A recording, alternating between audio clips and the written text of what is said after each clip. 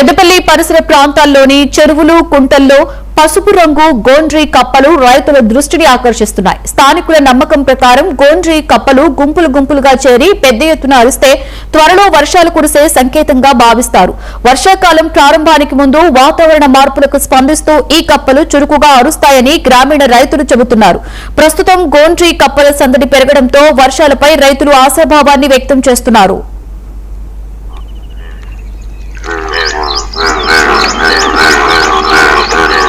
భారీ వర్షం కురవడం జరిగింది. తెల్లారంగా 5 గంటల వరకు కురిసింది. మేము పొలం కాడికి పోయేటాలకు, నార్మల్లో చూసేటాలకు, పొలం మడ్లలో చూసేటాలకు గోల్డ్ మొత్తానికి గోల్డ్ కలర్గా గోండి కప్పలు కనిపించినాయి.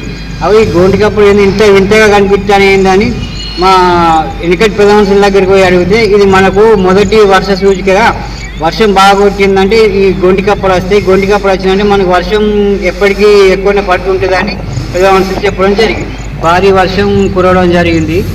తెల్లారంగా 5 గంటల వరకు కురిసింది. మేము పొలం కాడికి పోయేటాలకు, నార్మల్లో చూసేటాలకు, పొలం మడ్లలో చూసేటాలకు దేశవ్యాప్తంగా కోచింగ్ సెంటర్స్ లో వరుస ప్రమాదాలు